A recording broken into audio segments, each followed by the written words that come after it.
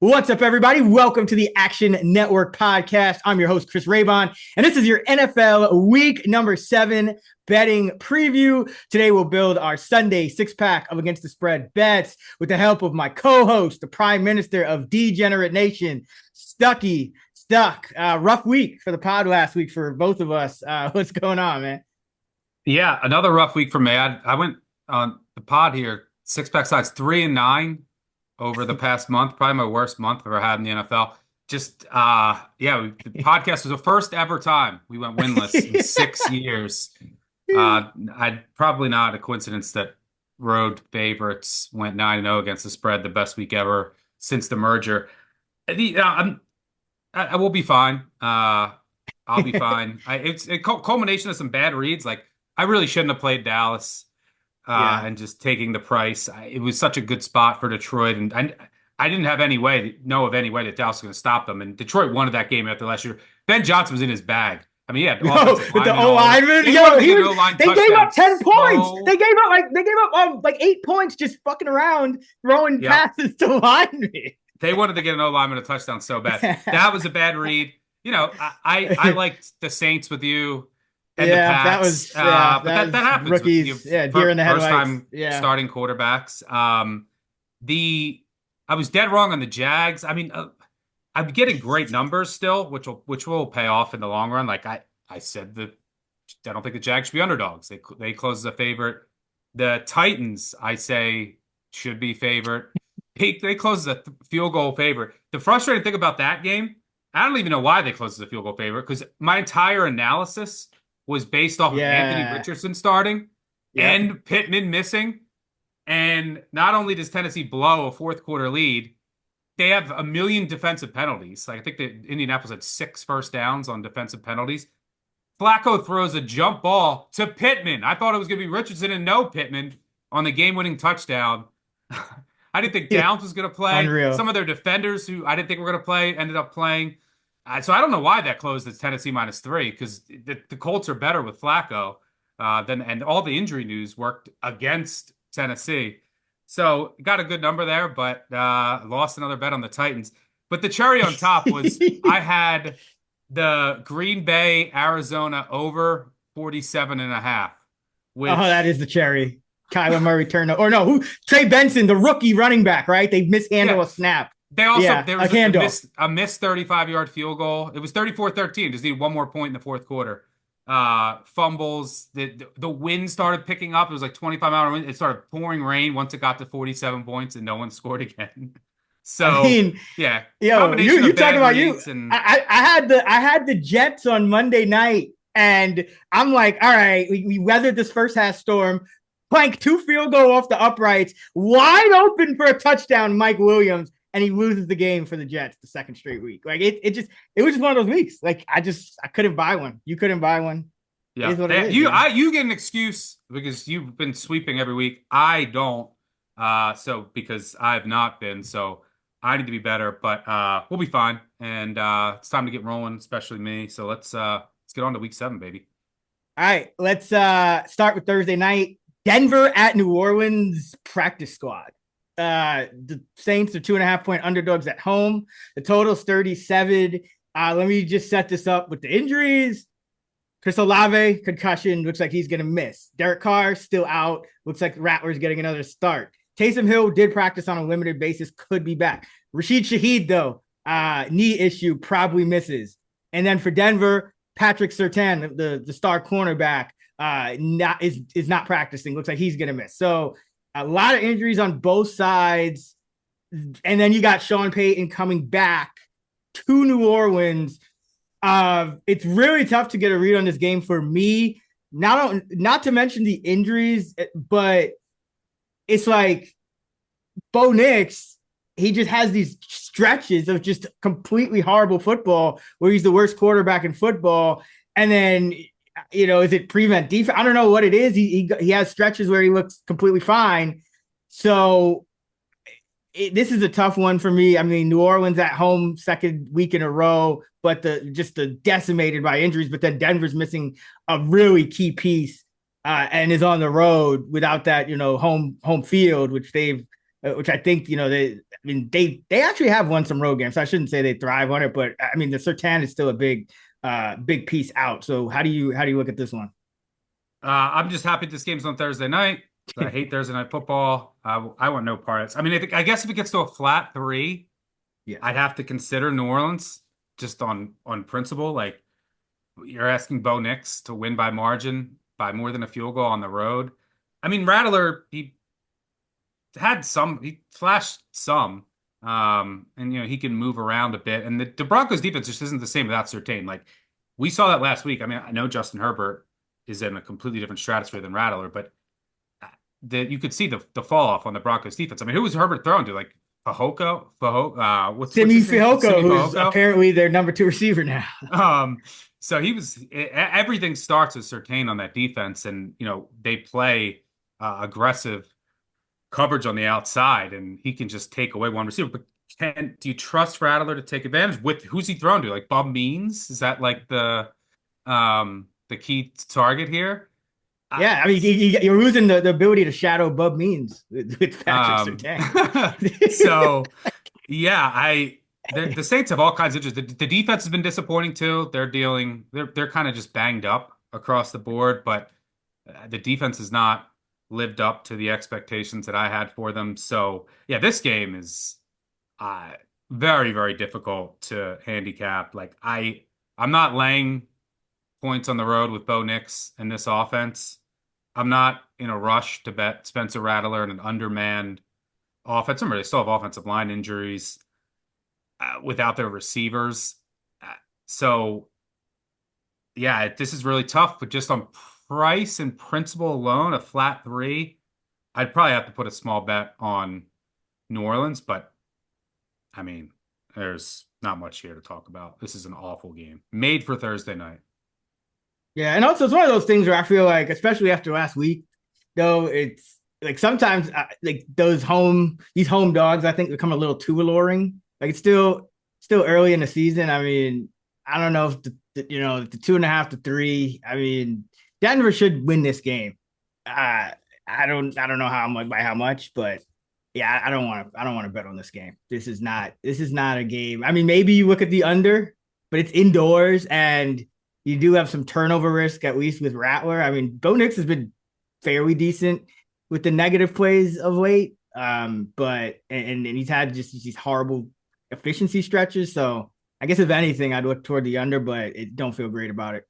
If you want action on this game, we'll have, I mean, like Colonel will have his prop, which is always going to be, I mean, almost always going to be plus EV. But, at 2.5, if you want to tease the Saints with a teaser, a plus EV teaser piece that you like on Sunday, that's not a bad route to go because you're going through 3 and 7, and the total is what, 37.5 in this game.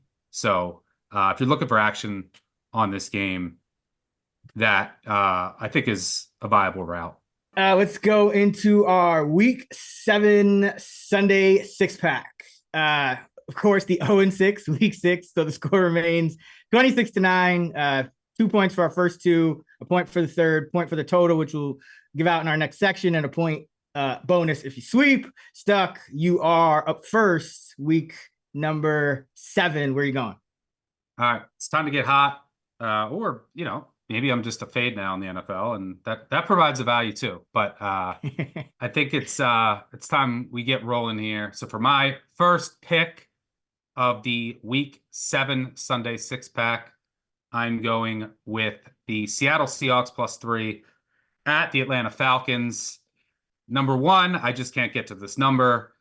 Number 2, like I have these teams power rated basically even on a neutral field. Atlanta, not one of the best home field advantages in the NFL, and NFL home field advantage is not worth 3 points anywhere in today's day and age. From a spot perspective, Seattle's lost 3 in a row. You look at road dogs, 3 straight losses, about 60% against the spread. Road dogs with extra time to prepare against teams on normal rest, about 60% against the spread historically. I think this is a great opportunity to buy low on the Seahawks. You have to remember, so they started off 3-0. They had a very easy schedule. So you knew that they weren't, as good as their record indicated. But then their next 3 games were as brutal of a stretch as you'll find this season in the NFL. They had 3 games in 11 days, and they were dealing with major injuries across their defense. And that's problematic when you're going up against, especially the Lions and the 49ers, two of the best offenses in the NFL. Well, they should, so the rest, just the extra rest, should serve them well. They should be healthier here, especially along the defensive line. They also added Roy Robertson Harris from Jacksonville. I think Byron Murphy's going to come back. They got a couple guys back last week. So they should be healthier up front, where they just were completely decimated. Secondary is still a concern. It's Wednesday, so we don't know. I'm hoping that Reek Woolen is back. I mean, he's playing. He's playing at an all-pro level. And Drake London is playing at an all-pro level too. So yeah, that's really what makes it even more important. Yeah, if this was 2.5, I'd wait on Woolen's status, but at 3, I'm okay with his status in doubt. Because, I mean, Woolen this year, lowest completion percentage allowed among all qualified cornerbacks, second lowest yards per target, and the lowest passer rating allowed, I think, under 3. So he's been dominant. He's big. So we'll see if he can go. But regardless, if he can't in Atlanta, I mean, look, Atlanta, all Atlanta does is play close games. And you could argue they could be, 6-0, 0-6? But they should have beat Carolina. But even that was kind of close in the 4th until that Dalton pick. But they could be 5-1. They could be 1-5. So this is still just, a middle of the road team in the NFL, maybe slightly above average from a power perspective. That's where I have Seattle at. And I think that even if Woolen's out, I do expect the Seattle defense to be better because they're healthier up front. Give McDonald extra time to prepare for this offense. But even if Atlanta has success on offense, I think Seattle can keep up. What has plagued Seattle this year? It's really been their offensive line, which had questions coming into the year. You have injury at right tackle. Well, now they're going up against a defensive line that is incapable of generating pressure. The Panthers are in a different stratosphere, but Falcons are second worst at 31st in pressure rate. So they can't get any pressure. Geno should be able to operate in a clean pocket. He has plenty of weapons to attack this Falcons secondary. So I like the buy low spot on Seattle here with much needed extra rest, and they should be healthier. Hope for Woolen back, but at a field goal, I have to take Seattle here. So give me the road Hawks. Yeah, I mean, it'd be about time. I mean, Seattle's not this bad either. Like I think Geno Smith keeps throwing all these yards, and he's got 1 touchdown pass in every game. I don't even think he has multiple touchdown passes since week 1. If did he even get it? Let me see. Let's see. Seahawks have also been no multiple touchdown game for Geno. Yeah, Seahawks have also been on both sides of the ball. From an EPA perspective, one of the unluckiest teams in turnover margin in terms of EPA lost. I mean, think back to a couple of the games. Think about that Lions game when they had almost 40 first downs. Key turning point in that game was when you get a bogus offensive pass interference in that game, which was huge. But the Metcalf fumble, and then he has another big fumble. So yeah, I think that there's some potential regression, some better health coming for Seattle. And what does Atlanta do in these games? When they win, they win on a coup field goal by 1 or 2. So I think the 3 is super valuable here. Give me Seattle. All right. Yeah, I don't hate it. Kind of tough handicap for me with Atlanta. Atlanta's still tough to kind of get a hand around, but I can't be mad at the taking a 3, especially on the road with a pretty solid Seattle team. For my first pick, I don't know if you're going to agree with this one, but this should be fun. For my first pick of the Week 7 Sunday 6-pack, the second overall, I'm going with the New York Jets -1.5 at the Pittsburgh Steelers, and a couple of things stand out to me in this one. Number 1, Jets, say what you want about the coaching staff, Woody Johnson, whatever. They're a more desperate team here. And you know that because the Steelers, I mean, they're coming off a win and they're talking about benching their quarterback, who happens to be the better quarterback, in my opinion, in Justin Fields. But this Jet team's played the 5th hardest schedule by DVOA. Pittsburgh's the 10th easiest. Uh, Devontae Adams, huge get, I think, for the Jets, because they say wins and losses aren't a quarterback stat, but the last 2 weeks, you could argue that the Jets' losses have been on Mike Williams and Mike Williams on himself. I mean, he ends the game with just a bad route in the Minnesota game that leads to Rodgers' pick, game over. Wide open for what should have been a touchdown in the Bills game.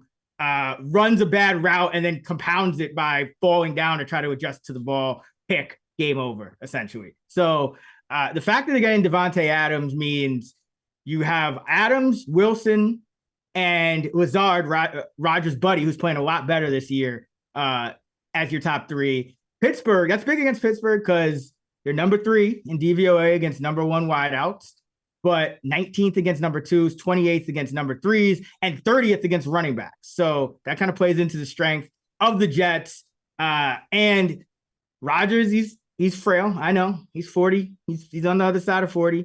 If he gets knocked out, you get Tyrod Taylor, throw him to an all-star cast of receivers, a guy who doesn't turn the ball over, and a guy who's mobile. So I'm not as worried about Rodgers getting knocked out in this game as I would be some starting quarterbacks against Pittsburgh. And then you go to the other side. Jets, number 6 in pressure rate on defense. But what's really going on with Pittsburgh and why I think that I want to fade them right now is because James Daniels, their guard, on IR with an Achilles injury. He had a 92.9 PFF grade, the best guard in football.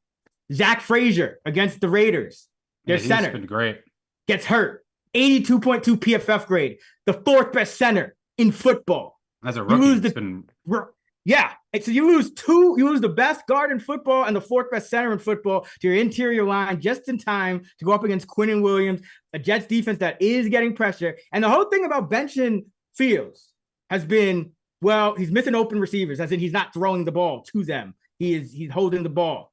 Well, you're going up against the Jets now. Sauce Gardner, DJ Reed, who's number 2 in coverage. And even Oliver's playing well in the slot. You're not going to have open receivers like that in this game anyway. So I consider any snaps that Justin Fields does not take under center in this game a gift from Mike Tomlin to the New York Jets. But Sean and I hit on this. There might be something to this. Mike Tomlin might be playing 4D chess.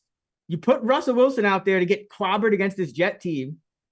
You fall back to 500, and then you have an excuse to play Fields for the rest of the year, and you can't say, well, you didn't get not 500, 4-3. They'd be 4-3. Oh, 4-3. Sorry. But you fall closer to 500. You fall back into the heat of that division race, but you have an excuse now because they had to have promised Wilson something. I don't know why we keep getting this like, oh, we got to start Wilson. But at the same time, the Steelers offense, yeah, they put 32 on the board against Vegas. They had 2 very short touchdown drives, short field touchdown drives. This was just not a good offensive performance for the Steelers, and they lose their center after losing their guard, in week 4. So I think this is a Jet spot to get right. I think they're a more desperate team. I don't see them falling this deep in a hole. And Rodgers off a loss when he's favored by 6 points or less, or a dog, 29 and 16, 64% against the spread. So give me the Jets on the road. Yeah, I like this. I want Wilson to start. I mean, look, yes. But speaking, so I need confirmation there. Then I'll definitely play this. Probably play Jets money line. I played money line. Yeah, for what it's worth, I did play money line. I just prefer that with when I can get a short money line. But I still like this inside a field goal. But sorry, go ahead. Yeah, I mean to pile onto my week from hell last week, I lost a teaser with the Raiders in a game where both teams basically had the same amount of yards, average the same yards per play, because there was a block punt. Mm-hmm. Fields threw a pick and got a awful roughing the passer call. Fields on a 3rd and 18 almost throws another pick, incomplete, another roughing the passer call. Those 3 plays led to 21 points for the Steelers. So just insane. But so yeah, it wasn't a great offensive performance, but I don't think Russ is going to give them much. And you just remove Fields' legs. Like, yeah, that's big all in you're this doing. matchup with the line and the state it's in. Yeah. Yep. I agree. So I would really love this if Russ starts. And what were the percentage chances you give that Russ starts? Right now, I would say it's like 60-40 because they're giving him first team reps. And I just think there was something in the preseason. The minute they said Russ is our unquestioned starter, the minute he signed, and they weren't paying him no money, in my head, I'm like, there must have been some assurances given to his agent. And, Tomlin is a guy, you see they respect veterans in Pittsburgh. They do things the right way. I could see them giving him some type of assurances. And then I think this injury was blown out of proportion. Like, I don't think Russell Wilson was nearly as hurt as he said he was, but I think his camp had no incentive to downplay it because it would just make him look worse. Like, oh, he can't beat out Justin Fields. So I feel like no one wanted to say that he wasn't really that hurt.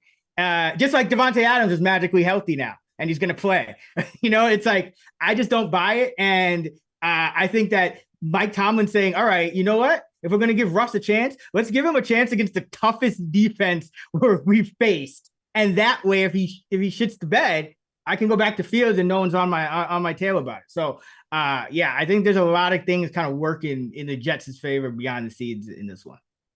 Yeah, Devontae Adams, he already has rapport with Rodgers. Offense with terminology you'll be familiar with. He's not Mike Williams. That's the Mike Williams is. That's what I was gonna say. Mike Williams is washed. So like just the upgrade my God. is massive. All right. So for my second pick in the third overall, the Week 7 Sunday 6-pack, I'm going with the Cleveland Browns plus 6.5 at home against Cincinnati Bengals. I bet too good of a team with Seattle. Got to go back to an ugly dog here with Cleveland. Back to my comfort zone. And fortunately, it's not Tennessee. So I just think this Carolina's +8 this week. This line is way too high. Like it jumped 2 points when the news of Amari Cooper broke. Amari Cooper's he's been one of the worst receivers in the NFL this year, like on a non-existent passing offense. Like how much is a receiver in the Browns? How much could they be worth, even if Cooper was, playing to his peak all year? First of all, I like this under. I think it's going to be a super low scoring game. Here's the Browns' path. And by the way, the Browns are getting healthier elsewhere. Their defense looks like it's going to be as healthy as it's been in a while. Chubb. You're going to get Chubb back 10 to 15 carries, I'd expect there. And you have your tackles are back. Conklin is so big. Conklin is just like the Jones, everyone's dissing Watson and for good reason, but like that dude Jones could not block a fly. So Conklin back is massive. Yeah, and the one I do worry about the center position. Bocic in a brace today. Backup is hurt, although it doesn't really matter. I mean, what is the drop? So you might have like a backup guard in at center. That does concern me, but the offensive line is as healthy as it's been. And what the Browns have started to do last week against Philadelphia is they went back more to the Stefanski offense, right? And we talked about this. I don't think that Watson can run. They're trying to have him run this non-Stefanski offense. It's like spread attack, and he's just not good enough to do that. So without Cooper, I think they lean into that even more, which I think can work against Cincinnati. So more runs, just more throws to tight ends, more heavy sets. Those are things that you can do against Cincinnati. And by the way, the Bengals, all they do is play close games all year. I know they covered last week, but they broke a run to cover in New York, and they were laying 4 there. Now in the divisional game in Cleveland, second straight road game, you're laying 6.5. I can't get to this number. Burrow's also struggled historically against this Cleveland defense. He's 1-5 in his career, 1-3 over the past 3 seasons with 1-3 with 4 touchdowns and 4 interceptions. That's it. Myles Garrett has just owned the team. And look, you could say the Browns are going to quit, but I don't think they're on quit watch. They showed up last week in Philly, and these teams hate each other. Like, this is a divisional game. They're not going to quit. They're going to show up here. Maybe they lose this game and they trade more players. But I think this is a good spot to buy the Browns. There's some matchup advantages here. The script Stefanski usually has a good script. Steal a score early on your script with your more heavy personnel sets, and then I think that this defense can battle with Cincinnati in what should be a lower scoring game. We'll talk about that later as a little teaser, but which I think makes the home underdog in a divisional game even more valuable. So yeah, I I like the Browns here, but catching 6.5. Yeah, I'm considering this. It's always, I mean, I have a different play on this game, so I think I'm gonna find a different way to invest. But Well, because they're correlated. I'm going to be on yeah, end as well. Like if this is high scoring, the that Bengals favors the probably are Bengals. covered. Yeah. All right, for my second pick, I'm actually gonna go. We talked about this off air. I'm actually gonna go the opposite way, just because, being a Giants fan and kind of knowing this team, I actually feel good about this pick more than my third. So I'm going to go with this one for my second and the fourth overall of the Week 7 Sunday 6-pack. I'm going with the Philadelphia Eagles -3 at the New York Giants. And there's injuries on both sides. Let's be clear. Philadelphia, big loss. Jordan Mailata, their tackle. He's huge. And Goddard I think he left after a few plays. He's not looking good either. Now, on the Giants side, I think the injuries are bigger. You could get Neighbors back. That's fine. But you lost Andrew Thomas. And Andrew Thomas is just so essential to this offense functioning. Daniel Jones under pressure, terrible.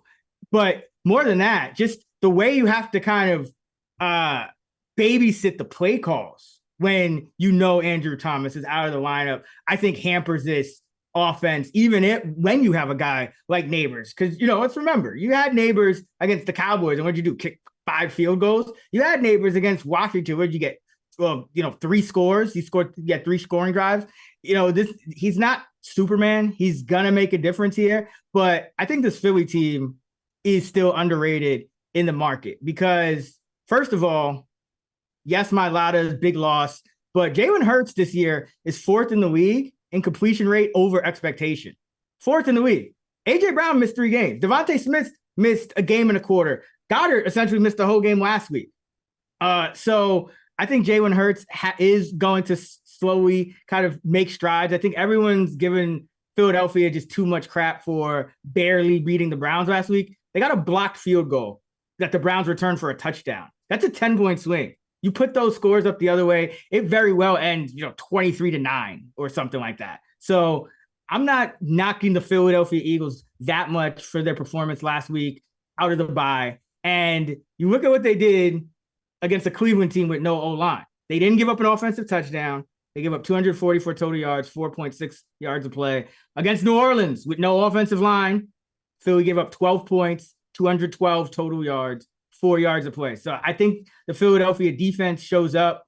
And by the way, the Giants, their defense, Thibodeau, is on IR. Brian Burns mispracticed Wednesday and Dexter Lawrence mispracticed. Now, I expect those guys to play, but they did play in a Sunday night. So you never know with these injury situations. So definitely something to monitor there because I think that would make it even more dire for the Giants, who, by the way, are giving up their bottom 3 in rushing yards allowed to quarterbacks this year. So I don't think this is a good matchup at all for the Giants. I think Philadelphia, I don't think they've won by more than a possession in over a year or something. I think this might be the game they get right. And Daniel Jones, always a fade at home, 14-19 against the spread at home, failing to cover by 3.8 points a game in his career, 42% against the spread. In a second straight home game, Daniel Jones is 1-4 against the spread, failing to cover by 6.2 points a game. I'll take the Eagles. I disagree. I know. I figured that. But I want 3.5, and I want to see these defensive injuries. But look, both teams are going to be missing their left tackle. That's going to lead to pressure, I think, on both ends. Neither quarterback has been good under pressure. Jalen Hurts has been a disaster under pressure this year. I mean, a disaster. Worst quarterback in the league. But he hasn't had his guys. Yeah, I mean, but I still two big-time throws under pressure, completing 50% of his passes, 8 turnover-worthy plays. It's been bad, and it's been bad for a while now. And this Philly team, we're over we're close to a full season of very underwhelming results. I think Nick Sirianni is a clown, and he will probably make some bad decisions in this game. So I trust the Giants staff more. And this defense is a little underrated because, if they have their pieces up front, I know Thibodeau won't be there, but they can get pressure. And without Goddard, without Mailata, and on the other side of the ball, this Eagles defense has been extremely underwhelming. I think the Giants, with their short passing attack, with their just enough in the ground game, can have success. And Philly doesn't have the same type of pass disruptors and habit creators as the Giants do, and that ultimately might be the difference. But Philly, I need but three and a Philly half. against teams with bad O lines. Like New Orleans was coming off 240 burgers. Their offensive line is decimated, and Philly gives up nothing to them. Cleveland, another team, decimated O line. Philly gives up nothing to them. Like I feel like Fangio could handle these kind of teams. Like I'm not saying go out there and lay points in Philly and against like a solid team, but this Giant team at home with no left tackle. I mean, they went 2-4 against the spread without Andrew Thomas last year. I just think this is the kind of matchup that Philly dominates in. Could be, but I just haven't seen anything from Philly that gives me confidence in wanting to lay points on the road with them. That's why I don't know if that's fair. But that's I need 3.5. Play. That's why I will say that. But I lean the other way. All right, for my third pick and the fifth overall of the Sunday six-pack, I'm looking for my my clown mask. I'm going with the Panthers or the Titans? No, I was kidding. I'm going with the San Francisco 49ers -1 at home against Kansas City Chiefs. Yes, I'm fading Patrick Mahomes as an underdog. What is he, 12-3 against the spread as a dog in his career? First of all, I have San Fran power rated as #1 team in the NFL. And this is a spread that's below where it was in the Super Bowl, and it's in San Francisco. And I think Kansas City is much worse. I mean, I shouldn't say much worse, but they have many more deficiencies than that team we saw win the Super Bowl. Number one, I mean, Travis Kelce's not the same player was. He will probably get there by the end of the season and flip a switch, but he's just traveling around the world with Taylor Swift. He's not in game shape. He does no burst. You don't have Rashee Rice. You don't have Pacheco. The defense, I think, is more vulnerable on the back end without Snead. So this team is, I think, much worse than San Fran is compared to the rosters that we saw. And you're getting a better price, and you're getting San Francisco at home as the more desperate team with Super Bowl revenge in a game they lost in overtime. And you look at these, you could say, all right, the Chiefs are 5-0. They could easily, you changed 3 plays, they're 2-3. A toe, it wasn't guaranteed that the Ravens win that game, but a toe, the pass interference, and Bengals on the Bengals game on a 4th and long. There's also a defensive score that they got late in that game, and pick multiple 4th downs or the bogus non-called pass interference in the end zone against Atlanta. They lose that game, and this team's sitting at 2-3. And San Francisco, on the other hand, they're 3-3. They have 3 double-digit wins, and the Chiefs, 4 of their 5 wins have come by 1 possession. Their 1 win against New Orleans, I was like, oh, their offense looked a little better. Well, look what happened last week to that New Orleans day. They gave up 50+ to Baker Mayfield. Doesn't look as good, and it wasn't like the Chiefs were lighting the world on fire in that game. And San Francisco has 3 double-digit wins, and they lost to the undefeated Vikings, and 2 games that were just improbable losses. Up double digits late against the Rams. Don't have a kicker, so you blow a double-digit lead late to the Cardinals. So they easily, or should be, in my opinion, they should be 5-1. I think the Chiefs, like, you play out their schedule, they're probably 4-2. Like, they're going to win more 1-possession games than not. So, I trust the San Francisco passing attack more. They have running back injuries. I don't really think we've seen it doesn't really matter who's in there at running back. I'm not sure if Mason's going to play. But the Chiefs' pass defense, I think, has not yet been full. We saw Burrow carve them up all day. And, Lamar had success. And since then, I mean, if you look, I mean, even Kirk Cousins was even moving the ball he lost 2 of his starting offensive linemen mid-game. How many times we saw them play the Chargers without their offensive linemen? And then who else? The Saints without some of their offensive linemen. So their defensive metrics, I think, are a bit inflated, especially against the run, because they keep playing teams that are missing offensive linemen, which won't be the case here. So I still think that they're much more vulnerable against the run than their metrics may indicate. But more importantly, Brock Purdy, who's playing at an extremely high level right now, has all his weapons on the outside healthy. I think he can attack this Chiefs secondary, which is a much more attackable unit than we saw in the Super Bowl last year. I know Andy Reid's coming off of a bye. San Francisco also coming off of the mini bye here. I think San Francisco gets their revenge at home as the more desperate team, sitting at 3-3. This Chiefs offense has been getting away with it so far. I don't think the defense can fully keep San Francisco in check. And I don't think that this current version, when you account for all the injuries, still issues at the tackle positions, I don't think that they're, there's just no explosiveness at all. I don't think that they can keep up with San Francisco here. You got Mahomes. I mean, the spread's 1. You're gonna have a chance to win this game, and maybe the special teams go awry. Chiefs have an advantage there, but I have this spot circled for San Francisco. The way that these teams have started has made it even juicier for me. So I like the 49ers at home. Curious to get your thoughts here. The Niners are the right side. This kind of falls into the same category as what we talked about with Dallas and Detroit last week. It's like I thought the power rating wise, projection wise, like it was Dallas. I think it's San Francisco here. I just don't bet against Mahomes as a dog off principle. You have the cojones. I applaud you for that. I think that, like, you really just hope the referees don't get in the way in this one too, because San Francisco's the better team. I mean, San Francisco is their offense is an healthier team, right? Yeah, and just look at their pass offense. Purdy's second in the league in yards and attempt at 8.8. Mahomes, he's throwing underneath and short. I mean, they got 130 yards from Juju last game. Like, that's not going to repeat. He averages 1.6 yards a route. He had 29 routes in that game. 1.6 yards a route. His expectation is 47 yards. He got a $130. Like, that's, that should have probably told us more about the Saints defense. And they're like, they were on the verge of unraveling against the Bucs than anything. So I think Kelsey is not who he was last year in the playoffs. Like, he's no burst, no separation. He'll get his catches, but he's not playoff Kelsey right now. I think San Fran is clearly the better team right now, and they're at home. If I was setting this mark, I mean, the whole world would bet the Chiefs, but I would.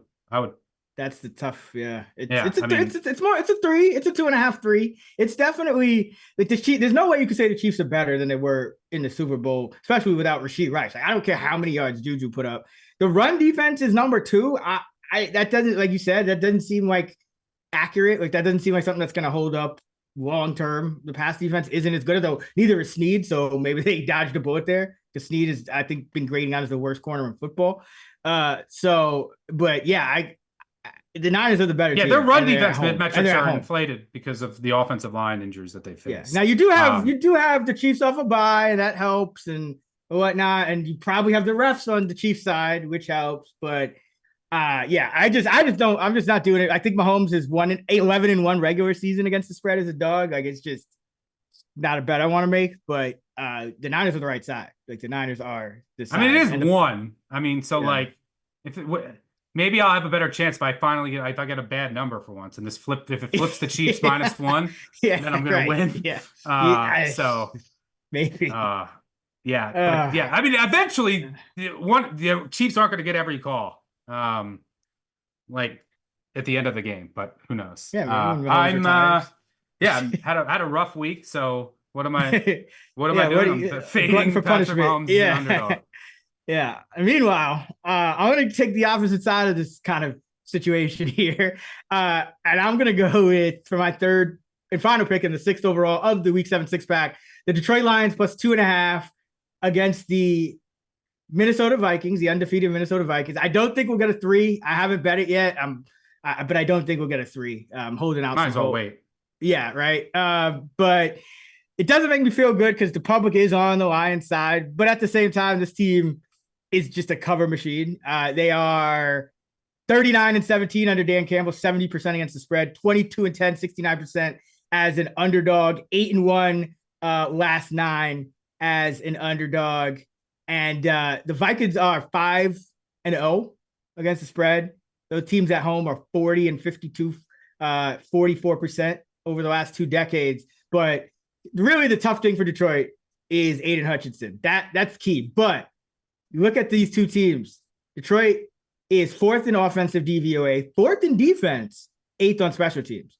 Minnesota, 18th on offense, 1st on defense, 9th on special teams. So the weakest unit in this game is still the Minnesota offense. Detroit playing better than expected defensively. You know, that they'll probably come back down to earth a little bit without Hutchinson, but I still trust Goff indoors more than I trust Darnold, even against this Brian Flores defense. Because the one thing about this Brian Flores defense is all year long, they've been able to get pressure.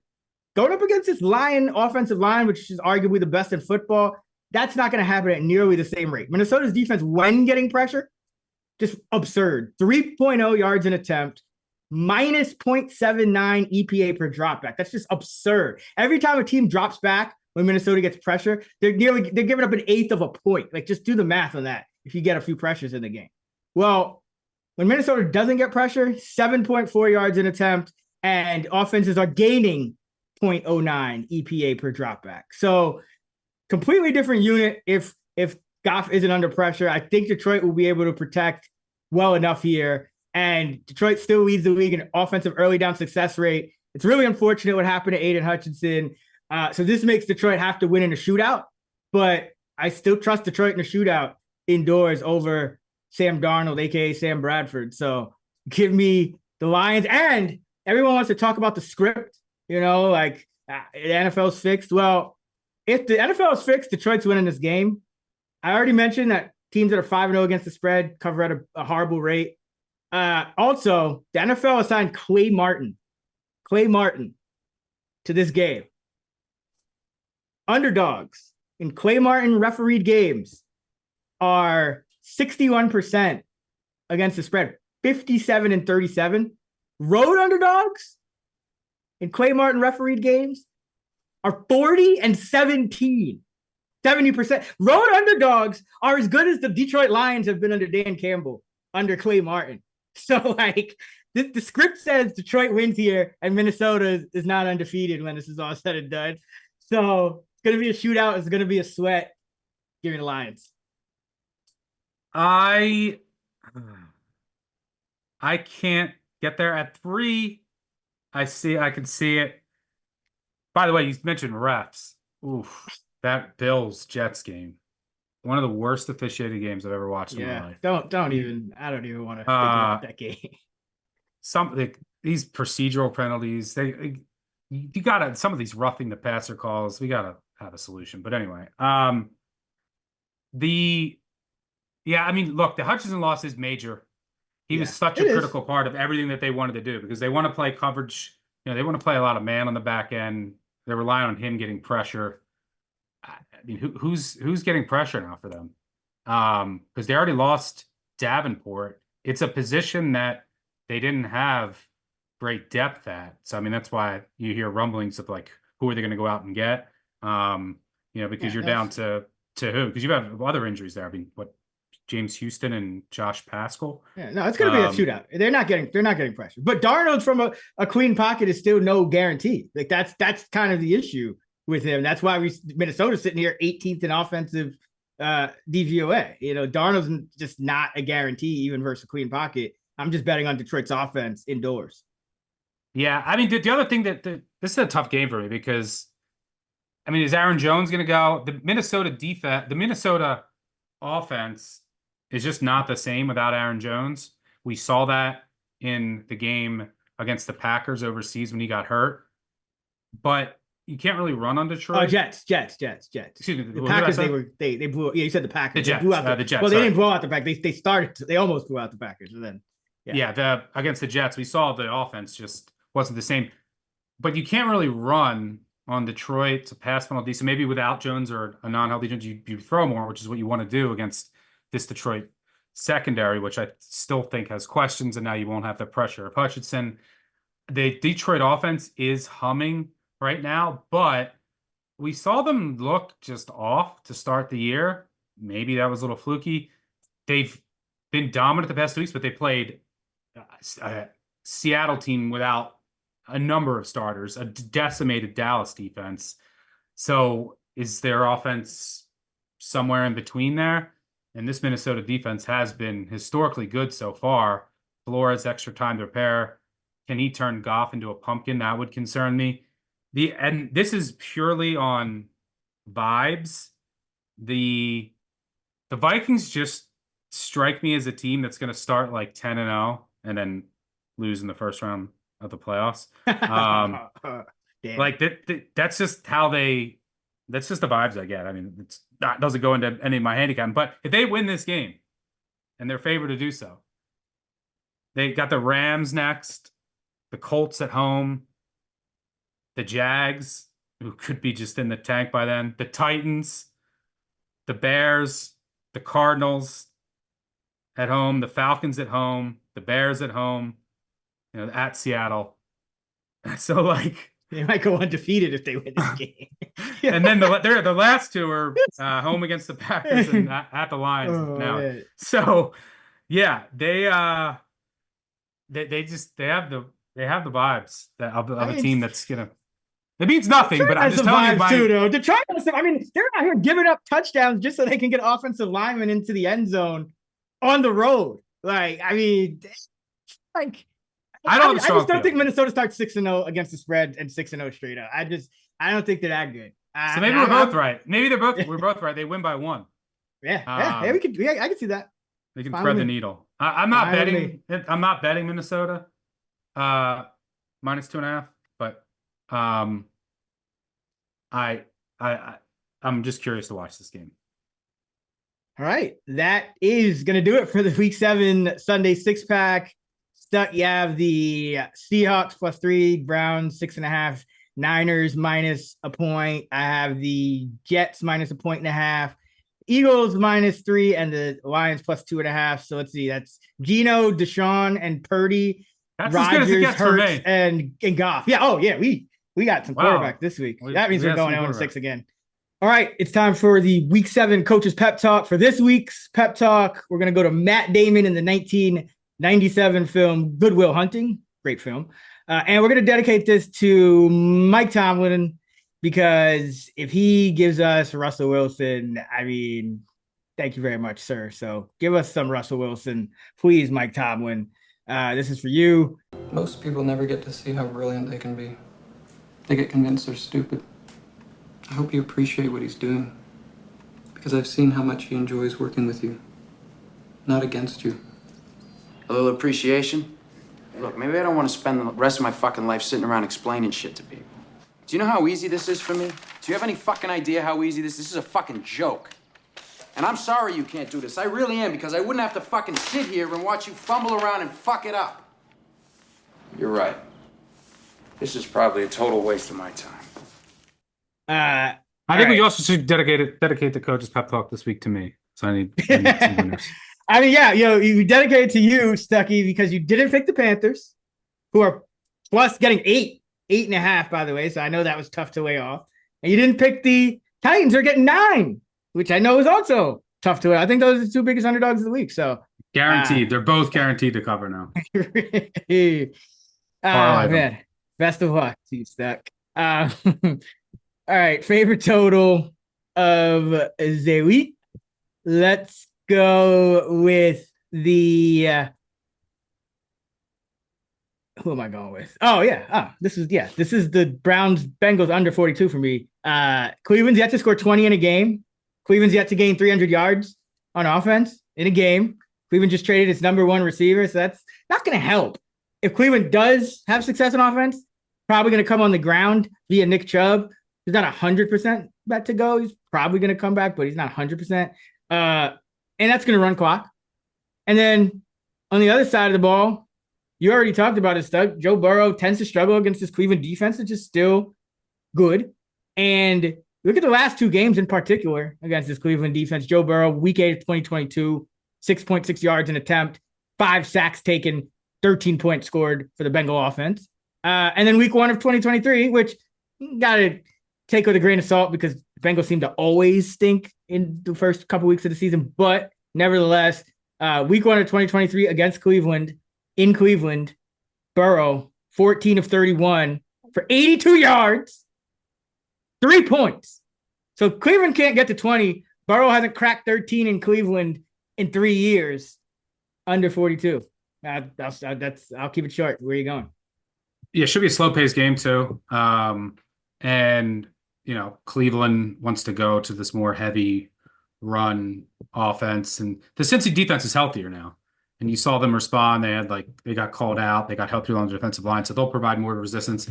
I think the Browns' ceiling 17 points. So I like them to cover. So more realistic is probably like 13 to 14. So yeah, I think that they can hold this Cincy offense in check. This would have been mine too. You went first in the total. I'm going to go with another divisional under. I'm going to go Giants, Eagles under 43.5. I just talked about it. Both left tackles are out. Yep. What's that going to lead to? Pressure. Both quarterbacks struggle with pressure. Giants very slow, methodical team. Eagles do want to play with a bit more pace, but I think that this Giants defensive line can keep Hurts and this Eagles offense in check. So give me the Giants Eagles outdoor divisional game under, kind of on brand for us here. Go with two of them. This would have been mine if you hadn't the Bengals were my first choice, but this would have been mine if I was second and you had taken that Bengals first, because I always talk about this Giant offense and Daniel Jones just at home. I don't know if it's just they play a lot more outdoor games at home or what, but I mentioned he struggled against the spread at home. Well, to the under, 23-9, 72% with one push, career 3-0 this season. So Giant unders and fade Daniel Jones at home. It's kind of how it goes. All right. So that's Giants, Eagles under 43, Bengals, Browns under 42. Those are our totals. Now it's time for our favorite tease of the week. All right. Well, I finally got a tease on the board. It only took 6 weeks last week, I think. So now it's 1-1. We've been struggling. Long teases have not been hitting this year. It's been crazy. It's been weird first 6 weeks. Yeah. So yeah. Then of course those are when you tease through the 3 and the 7. With that being said, where are you going for week 7? For my teaser, I'm going to go with the Rams. Tease them down off a bye at home against this garbage Raiders team. Has injuries and just isn't very good. And the Texans, I'll tease them up through 3 and 7 at Green Bay. There are 3 somewhere. There are 3s at some spots, but yeah, they're 2.5. Should be competitive game here. Lots of explosive plays, I think, on both sides of the ball. And should be really entertaining if needed. Like the back door would be wide open here for Stroud to get. Green Bay tends to get conservative with bigger leads, but I don't think they're going to have a bigger lead here. I think this is a back and forth type of game. So give me Houston and LA. Yeah, I'll take Houston as well. We talk about Stroud. He's 5-2 as a dog. Below 500 as a favorite against the spread. I don't see Green Bay pulling away here. Jaden Reed is on the injury report, as was Wicks. Wicks did practice as well, so maybe he's going to be back sooner than thought. But Houston's still number 2 in defense and DVOA. They haven't played well. Their offense they do have some injuries. Quite right. They do have some injuries to Houston's defense. Lassiter, secondary. Ward. Yeah, didn't matter last week. Linebacker. They have linebacker too this week. Yeah. So it could get ugly, but like you said, even without Nico, Tank Dell did come alive, and that offense just looks a lot better with Mixon. Yeah, that just adds an element. So I don't think Houston gets completely blown out here. I mean, they're a live dog. They could win this game. Love has been a little up and down this year, and I'll go with Seattle. So tease both of them up to we'll call it +9 since there are 3s available in the market on both of those squads. But yeah, I agree. I don't think Atlanta's a team that's going to blow the doors off any like non-Carolina type of outfit here. So Seattle, extra time to prepare. They're a live dog, and I don't see them losing by by more than a possession if they do go down to Atlanta. So I'll go with Houston and Seattle. You got Houston and the Rams down to 1, down to a half. I think they're 6.5 at a couple of spots. Yep. All right. Let's go to our underdog money line parlay, and then we'll do best of the rest. Underdog money line parlay. 2 and 4 for each of us this year on the dogs themselves. We did hit a big one, I think like a 10-1 a few weeks ago. Where are you going for week 7? I'm going with the Seahawks. I already talked about it earlier. Yep. I think they win this game. It's a good spot. Healthier, rested. I'll go with the Miami Dolphins off a bye, and it looks like we're getting Anthony Richardson. That's really the handicap here. I'm not expecting much from Miami. Are we sure? I would bet the Dolphins too if it's Anthony Richardson. I thought it was Anthony Richardson last week. Unbelievable. Yeah. I mean, hey, don't get bitter now. No, I was kidding. I mean, he practiced in full this week, so I don't think he did on last Friday too. True, but I mean, it's Wednesday. He's practicing in full. I think they're going to do that to him in the media. Yeah, like I don't think they're going to do that to him. Just media reasons. They should though. They're better with Flacco. They should absolutely. But they're probably not. So even if because he might go out the game early anyway, so might still not get a full 4 of Anthony. But Anthony Richardson going against Huntley is a little bit of an equalizer here, especially since this Colts defense is not great, and now you're going to get all this Miami speed on the indoor track. I don't hate this matchup for Miami, and they're over a field goal in the market, and they're catching plus 142 on the money line. So I don't really feel confident betting Miami anymore because it's been terrible. But this is absolutely a game with the variance and the Anthony Richardson that it's a winnable game for Miami. So plus 142 for them, plus 130 for the Seahawks. Parlay them together, plus 457. Now it's time for best of the rest, which are the games we did not discuss in any other segment. Start off with the London spot. Jags second straight in London, minus 5.5 against the Patriots. The total 42.5. I feel like if we got a 6, I'd want the Patriots here. I mean, this Jags team is not good, but they did leave some points on the field last week. I'll say that. I think Brian Thomas Jr. dropped a touchdown. And they didn't score on that possession. I think Gabe Davis dropped 1 and Thomas dropped 2. But I think they scored on one of the ones Thomas dropped later on in the possession. But they did leave some points. But I mean, what's new? What's new for the Jaguars? This has been a constant theme. The Patriots are not good. Drake May does give them a little bit of upside. We saw that the passing offense was at least able to produce some yards. But probably a stay away from me just because now you got the Jags, second week in their little home. And the Patriots, it's a big advantage.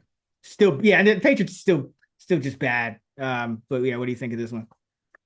Yeah, I do think it's a big advantage for the Jags. Number one, they already have a ton of familiarity playing overseas. Obviously, that didn't work out for them last week. Fucking Caleb Williams looked like Sid Luckman last week, but unbelievable. But now they get to, they're already adjusted over there, just like last year. In this spot last year, I mean, they were 5.5 point dogs. They blasted the Bills. Yeah. So I think it's a big situational edge, but does Jacksonville quit? Like, I don't know where they're at mentally.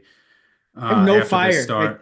They have none. Trevor Lawrence. I keep trying to figure out what is it about Trevor Lawrence? Because we know he has talent, right? And we know he's not even awful. Even when he's quote unquote bad, he's more mediocre. But it's I feel like I never see him yell. He's just no fire. He doesn't ever seem like he's got control of the line of scrimmage. I think that's what it is. Maybe it's just no fire for this team. No fire. I'm right. I'm close to market. Nothing. I have no interest in this game. Sleep in, people. Don't watch that mess. Carolina, speaking of messes, at Washington, the Commanders are favored by 8. The total is 51.5. Carolina is still just dealing with way too many injuries. I mean, at some point, they're going to cover another spread, you would think. But I got Moton, is he going to be back? I don't know. That's big. And Shaq Thompson's on IR. Now the receivers are healthy at least. So that's a good sign, and you can take advantage of the Washington defense, which did lose Jonathan Allen. It's a pretty significant piece up front. Carolina can run the football, but really have to see the final injury report for Carolina, because when it's bare, they just don't have a chance on either side of the ball. And this Washington team, I mean, they hung in there. They hung in there against the Ravens. It wasn't a beatdown the way the Ravens have handled some of those like hype teams. So yeah, I'm not weighing the points with Washington, but I don't feel good about Carolina until I see a final injury report, and even then might be a stay away. What about you? Yeah, Dorrance Armstrong might not go too. And Jean Baptiste is already on IR. So like their defensive line has really taken some hits, and that was the strength of their defense. But you're right, the Panthers, like the one thing I did right last week was I didn't bet the Panthers, even though I showed value in them just because of the injuries. Yep, same. I'd show value in them here. I'm at like 6-7, so like I'm under a touchdown. I'm supposed to play them, but I got to see, especially on their defense is, what do they have? Putrid. 9, 10 guys on IR. They're down half their starters. They Yeah, I mean, 5 Thompson others. is big. Josie Jewell's questionable. Clowney's questionable. No pressure. No pressure. No pressure. One guy pressure. that can cover. One guy that can cover. No pressure. Yeah, so and they can't stop the run. It's one of the worst run defenses, and you can't get pressure. So how are you stopping this Washington offense? Yeah, I don't know. Now, can Carolina keep up and score? You could easily get in a back door here. Yes. It's super high. I actually don't hate the over here. Like, I just don't. How is Carolina holding Washington? The only way is like Washington has fourth down regression coming. Like they're like 10 or 11 for 11. So like they could just have a couple drives stalled because of fourth down misses, and then it's really tough to get over this number. That's what gives me pause here. But it's hard not to see Washington getting into the 30s, and it's hard not to see Carolina getting into the 20s. The only thing that would give me pause is just fourth down regression for Washington, which is coming. They're going to have a game where they go 0 for 3 on fourth downs, and you just have three drives that are killed. But is it the Panthers defense that's going to make them not get fourth downs? Yeah, exactly. It's one of those things where it's like there's just there's a lot of variance to the number. Like even though you project it like 7, it's like that 7 easily turns into a 14 with the way this Panther defense is playing, and they still don't have linebackers. J.C. Horn, I mean, it's not like they're just playing man coverage and where he's going to shadow McLaurin. Like they have to play zone. They have no choice at times, and they're getting zero pressure against a quarterback who can run around. I mean, it's going to be those situations like, oh, it's third and 7. Oh, this looks promising, and then first down scramble. Like, yeah. I have no. Where the regression comes. The fourth down regression comes next week at Denver. Yeah, assuming exactly. Surtain is back and shadow McLaurin. If Denver's defense is healthy, they could give Daniels problem. But I will say, I was impressed with Daniels in the loss at Baltimore. He held his own. Yeah, he held his own. Because I told you they weren't going to be able to run the ball. Yeah. And they weren't able to run the ball. So I wanted to see how he would fare when he's forced to have to make throws with his arm. And I was impressed. So I upgraded, even though they didn't cover, I upgraded the Commanders from that game. He went 24, 35, 270, 2 touchdowns, no interceptions, made some really good throws. And they only ran 18 times for 50 yards, averaged under 3 yards per carry. So he had no complimentary run game. He will have that here for sure. Yeah, no, he's poised and he's accurate, and he can scramble when there's pressure. Like that, not much more you can really ask for. I mean, he's shaping up to be like another Lamar at this stage. I know it's early, but he's like on that trajectory where, it's like Lamar, accurate guy, doesn't turn the ball over, steps up when there's in the clutch and when there's pressure. I mean, maybe like Washington, that game at Denver is going to be that could be a little bit of a trappy game for them. I could see them blowing that because they're going to lose some more games. They're not going to go like 15-2 or whatever it is.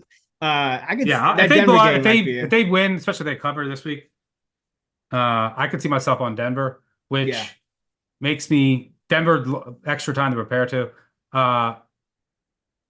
Maybe that's why that'll be my rooting interest. By the way, Aaron Jones not at practice today.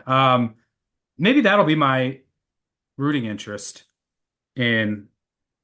It'll give me a reason to watch Thursday Night Football. Root for the Saints to maybe get some more value in a better spot for Denver against Washington. Now I'm still rooting for the Broncos. I have their over 4.5 win total. If they get this game, they're at 4. So you'll be good.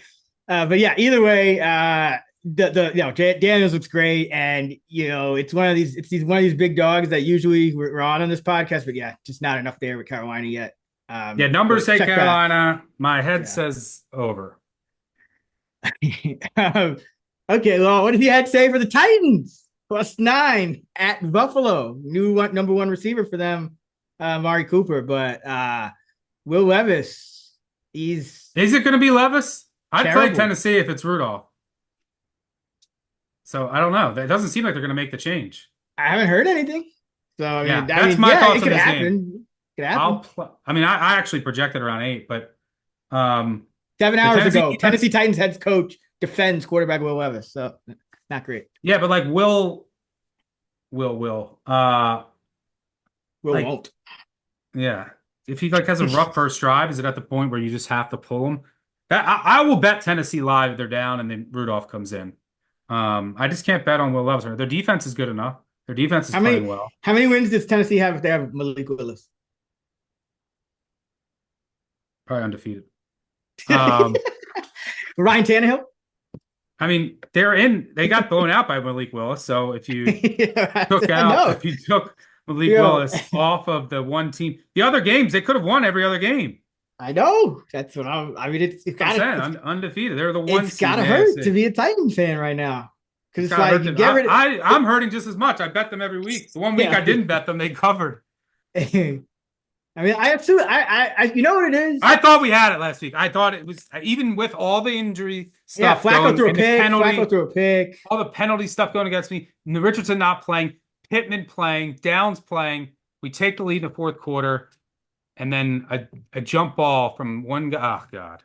Is there can we get an investigation, by the way, into that? Like, did Adam Schefter, did they just use Adam Schefter as a mouthpiece to throw off? It was unbelievable. All the information was wrong. Yeah. Richardson full starter, expected to start. Pittman's going to go on IR. Yeah, and he starts catching the game-winning touchdown, the game-clinching pass. Downs not going to play. Downs is out there. Pittman's out there. Pay more, good to go. Unbelievable. Yeah, that was a little odd. That was some college shenanigans. I haven't seen that. And then the line still went out to Tennessee -3. Yeah, crazy. It was nuts.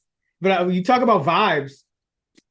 Amy Adams Strunk firing Vrabel, and you think they've probably with Vrabel and Malik Willis, they probably, like you said, they're probably 4-1 or 5-1. Yeah. All right. I know what you're saying. I'll live bet it if Rudolph comes in. Yeah.